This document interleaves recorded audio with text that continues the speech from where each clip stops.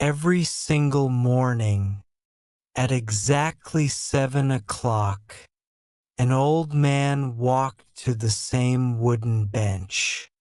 He sat down slowly. He took an old envelope from the inside pocket of his jacket. He opened it with great care. Then he read the same letter. Every morning, for 25 years, people passed by every day. Some smiled, some ignored him, others whispered, "Who wrote that letter? Why does he read it every day? Is he waiting for someone?" No one knew, not even the people who had lived in the neighborhood for decades. His name was Robert. He was 67 years old. His hair had turned completely white. His hands trembled slightly, but his eyes still carried the same quiet hope. Every morning after reading the letter, Robert carefully folded it again. He placed it back inside the envelope. He looked at the sky for a few seconds, smiled, and walked away, always at the same time, always alone. The strange routine became part of the park. Children recognized him. Dog walkers greeted him. Coffee shop workers waved at him. Yet no one knew the story behind that letter. Until one autumn morning, someone finally asked. Her name was Emma. She was 22 years old, a university student, curious by nature. She had recently moved into the neighborhood. Every morning before class, she stopped at the same coffee shop across from the park, and every morning she noticed the old man. At first she simply watched him, but after several weeks, her curiosity became impossible to ignore. One morning, instead of going directly to class, Emma walked toward the bench. Robert looked up and smiled. "Good morning." Emma smiled back. "Good morning." She hesitated for a moment. Then she pointed softly toward the envelope. "I hope you don't mind me asking, why do you read the same letter every day?" Robert looked down at the envelope. His smile became quieter. For a few seconds, he didn't answer. Emma immediately felt embarrassed. "I'm sorry. You don't have to tell me." Robert gently shook his head. "No, it's all right." He looked toward the trees. The leaves were slowly falling around them. "You know, most people think they want answers, but what they really enjoy is mystery." Emma laughed softly. "I guess that's true." Robert nodded. Then he carefully held the envelope with both hands. "This letter changed my life." Emma waited. "I've carried it for 50 years. She looked surprised. 50? Robert smiled. "Yes, and every time I read it, it reminds me of the person I never wanted to become." Emma frowned. She expected a love story. She expected heartbreak. She expected loss. But that wasn't what he said. The person I never wanted to become. What could that possibly mean? Before Emma could ask another question, Robert stood up. He carefully placed the envelope back into his pocket. He smiled one last time. If you're still curious, come back tomorrow. Maybe I'll tell you the beginning. And with that, he slowly walked away, leaving Emma, and perhaps you, with far more questions than answers. The next morning, Emma arrived 15 minutes earlier than usual. She wasn't there for coffee. She was there for Robert. The park was peaceful. The morning air was cool. Birds were singing softly. The wooden bench was still empty. Emma checked her watch. 6:58. Exactly 2 minutes later, she saw him. Robert walked slowly along the path, just as he always did. His steps were calm, never rushed, as if he had nowhere else to be. When he reached the bench, he looked at Emma and smiled. "You came back." Emma smiled. "I couldn't stop thinking about the letter." Robert sat down. "So, where should I begin?" He looked at the envelope resting in his hands. "I suppose, at the beginning." He took a deep breath. "When I was 17 years old, I believed success would solve every problem. I wanted money. I wanted a big house. I wanted people to admire me." Emma nodded. "Most young people think that." Robert smiled. "So did I. I believed happiness was waiting somewhere in the future. I just had to reach it." He looked toward the lake. "The problem, I kept moving the finish line. When I earned a little money, I wanted more. When I bought my first car, I wanted a better one. When I found a good job, I wanted a bigger title." Emma listened carefully.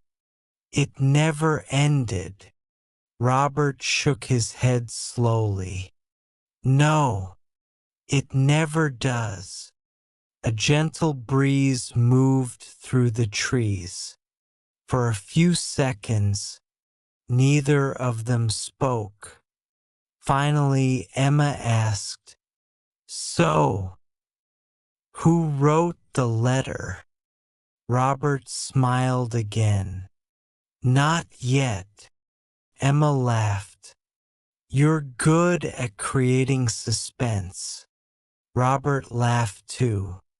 "I've had many years to practice." He carefully touched the old envelope. "It isn't the words themselves that matter. It's what they remind me." Emma looked puzzled. "What do they remind you of?" Robert looked into the distance. "My biggest mistake." Emma expected a story about losing money, or losing a job, or perhaps losing someone he loved. Instead, Robert quietly said, I almost became someone I would have hated. Emma frowned. What do you mean? Robert remained silent for a moment.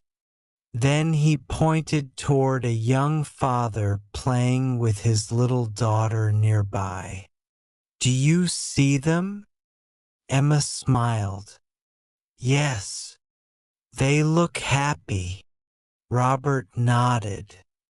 I once walked past moments like that every day, but I never stopped. I was always busy. I always believed there would be another chance, another birthday, another vacation, another family dinner, another conversation, another tomorrow, until one day there wasn't. Emma's smile slowly disappeared. She could hear the sadness in his voice. Not loud, not dramatic, just honest. The strange thing about life, Robert continued, is that we rarely notice what we're losing while we're chasing something else. Emma looked down at her coffee. She suddenly remembered all the times she had ignored her mother's phone calls because she was studying. All the weekends she had promised to visit her grandparents, but never did. Robert looked at her. What are you thinking about? Emma smiled sadly. I think I'm realizing something. Robert nodded. Good. Stories are not meant to give us answers. They're meant to help us ask better questions. Emma looked back at the envelope. Will you finally tell me who wrote it? Robert gently smiled. Tomorrow. Emma laughed. You really enjoy making people wait. Robert stood up slowly. Sometimes. The waiting is part of the lesson. As he walked away, Emma noticed something she hadn't seen before. On the back of the envelope, there was a small date, April 18th, 1975, and underneath it, only 3 handwritten words. Don't forget me. Emma froze. Who had written those words? And why had Robert carried them for 50 years? The next morning, Emma didn't even stop for coffee. She walked straight to the park. Robert was already sitting on the bench. The old envelope rested quietly in his hands. He looked at Emma and smiled. I knew you'd come. Emma laughed. I've been thinking about that letter all night. Robert nodded. Curiosity is a powerful thing. He looked up at the bright morning sky. But sometimes the answers change us. Emma sat beside him. I'm ready. Robert slowly opened the envelope. Inside was a single piece of yellowed paper. The edges were worn. Some of the ink had faded. Yet every word was still perfectly readable.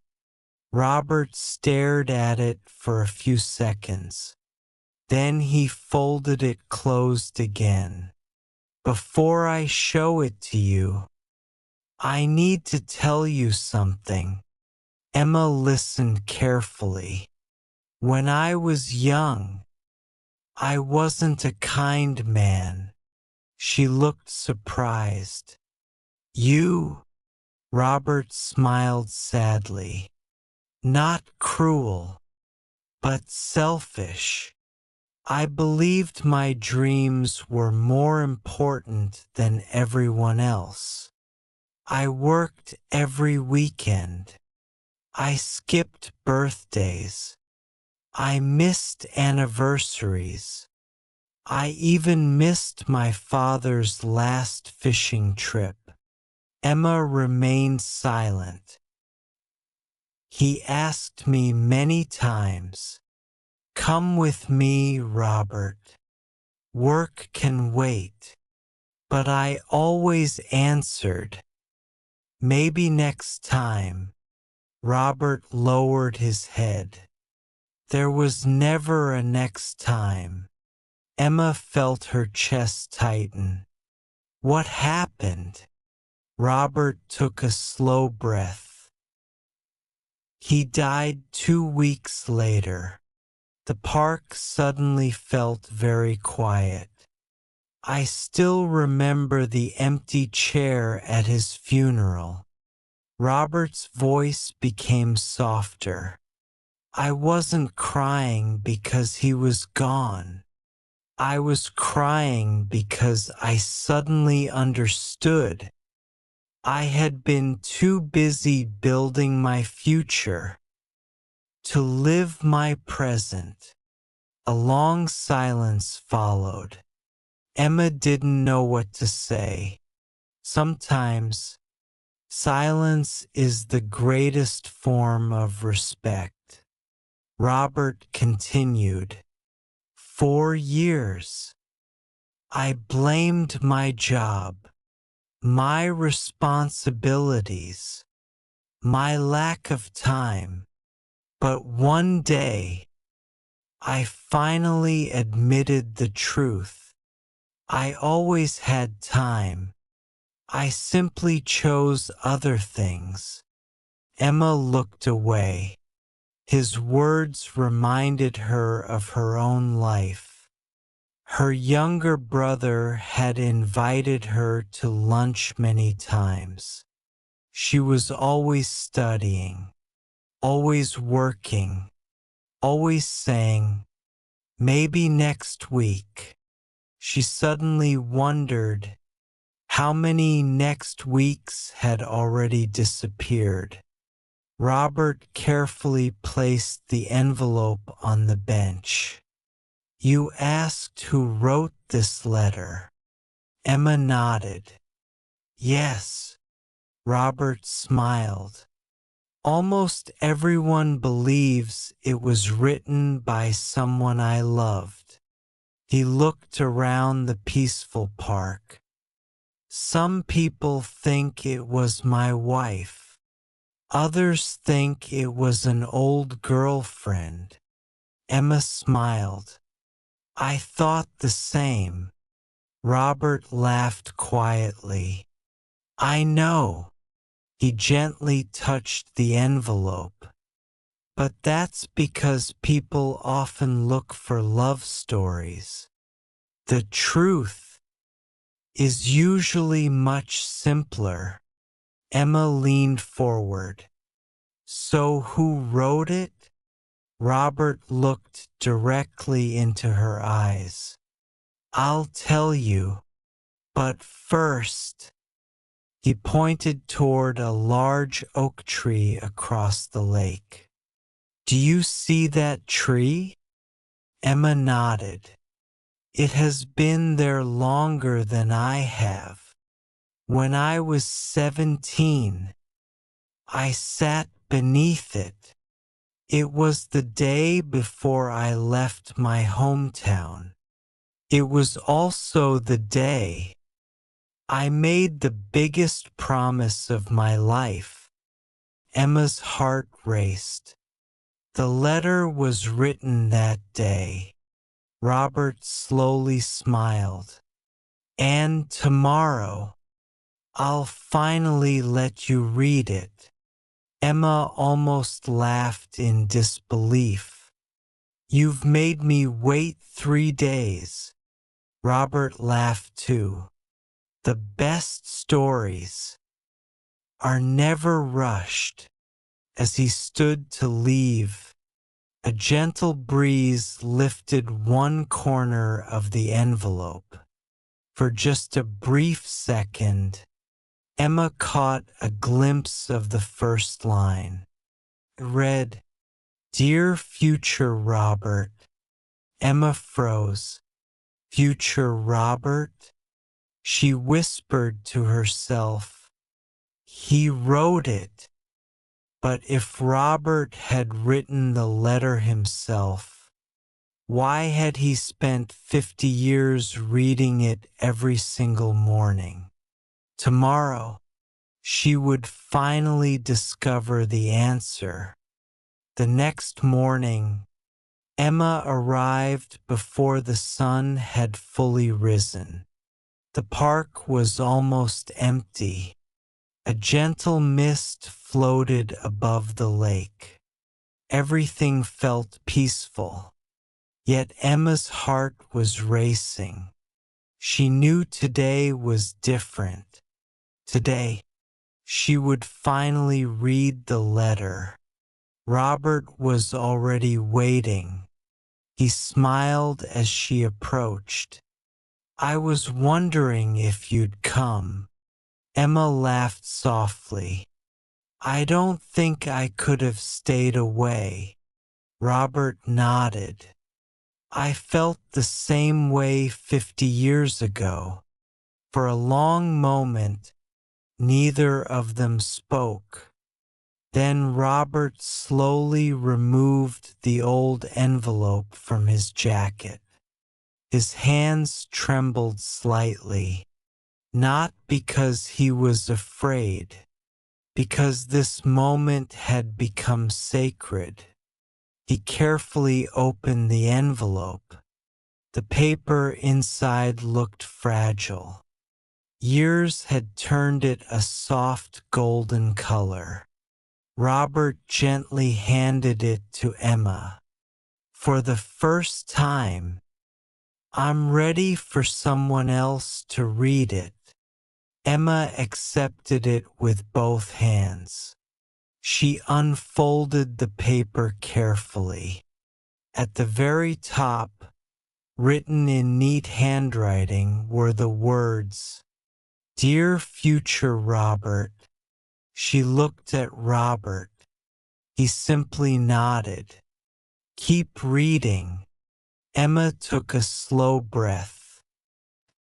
"Dear future Robert, if you are reading this, it means you are still alive.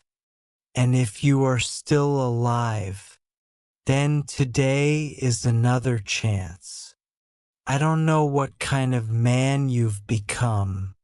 Maybe you're rich. Maybe you're poor. Maybe people admire you. Maybe they don't. None of those things really matter. What matters is this. Did you stay kind? Did you protect your family? Did you keep your promises? Did you still stop to watch sunsets? Do you still laugh easily? Do you still forgive people? Or did life make your heart hard? If money became more important than love, you failed. If work became more important than family, you failed. If fear stopped you from chasing your dreams, you failed. But if you still know how to smile at strangers, if you still help people, if you still believe tomorrow can be beautiful, then I'm proud of you. Please, don't forget who we wanted to become. With hope, Robert, age 17. Emma lowered the letter. Her eyes were full of tears. She looked at Robert. You've been reading this every morning for 50 years? Robert smiled. Yes, Emma whispered. Why? Robert looked toward the sunrise. Because every morning I wanted to make sure I hadn't disappointed the boy who wrote it. A tear rolled down Emma's cheek. Robert continued. When I was young, I believed success meant becoming someone important. But that letter reminded me the most important person I could become was someone my younger self would respect. Emma looked at the letter again. She noticed several tiny stains. Were these tears? Robert smiled. Some are, and some, he laughed softly, are coffee. They both laughed. The silence that followed felt warm, comfortable, peaceful. Then Emma asked, Did you keep every promise? Robert looked at the sky for a long moment. Finally, he answered honestly, No, I broke many of them. I worked too much. I missed precious moments. I made mistakes. I hurt people. I even forgot this letter for almost 10 years. Emma looked surprised. You did. Robert nodded. One morning, I found it at the bottom of an old drawer. I opened it, and I realized I had become exactly the person I promised never to become. Emma felt chills. So what happened? Robert smiled. I started over. At 50, I began calling old friends. I spent more time with my children. I apologized to people I had hurt. I learned that it is never too late to become the person you once dreamed of being. Emma held the letter close to her chest. She suddenly understood. The letter had never been about remembering the past. It had always been about protecting the future. Robert gently stood up. He looked at Emma. I think it's time. Emma frowned. Time for what? Robert placed the envelope in her hands. I'm giving it to you. Emma's eyes widened. No, I can't take this. Robert smiled. Oh yes, you can.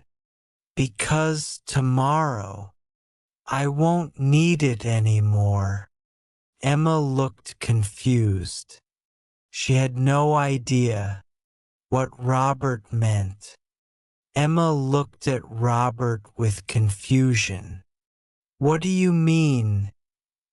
You won't need it tomorrow? Robert smiled peacefully. He looked toward the horizon where the sun was slowly rising. For many years, I believed this letter was keeping me alive, but I finally realized it wasn't the letter, it was the promise. Emma remained silent. Robert continued, Every morning, I read these words, and every morning, I tried to become just a little better than I was yesterday. He smiled. Not perfect, just better. Emma gently held the old envelope. It suddenly felt much heavier than paper. Carried 50 years of hope, 50 years of mistakes, 50 years of second chances. Robert looked at Emma. When I first saw you sitting in this park, I saw myself. You were always walking fast, always looking at your phone, always worried about tomorrow. Emma lowered her eyes. He was right. She had been living exactly that way. I wasn't waiting for someone to ask about the letter, Robert said. I was waiting for the right person. Emma whispered, and you think that's me? Robert smiled. I don't think. I know. A gentle breeze crossed the park. The leaves danced across the path. Robert slowly stood up. I have one last favor to ask. Emma nodded immediately. Anything. Robert reached into his jacket one final time. This time, he didn't take out another letter. He took out a brand new notebook. Its pages were completely blank. He handed it to Emma. This one belongs to you. Emma looked at the notebook, then at Robert. I don't understand. You will. He smiled. Tonight, when you get home, I want you to write one letter. Not to me. Not to your parents. Not to your friends. Write it to yourself. Emma felt tears forming again. What should I write? Robert answered without hesitation. Write about the person you hope to become. Not the job. Not the money. Not the house. The person. Because one day, you'll wake up. You'll be 67. And you'll ask yourself only one question. Did I become someone I can respect? Emma hugged the notebook tightly. I promise. Robert smiled. I know.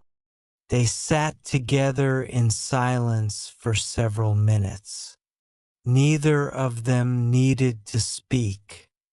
Sometimes, the most meaningful conversations happen without words. That morning was different. Robert did not read the letter again.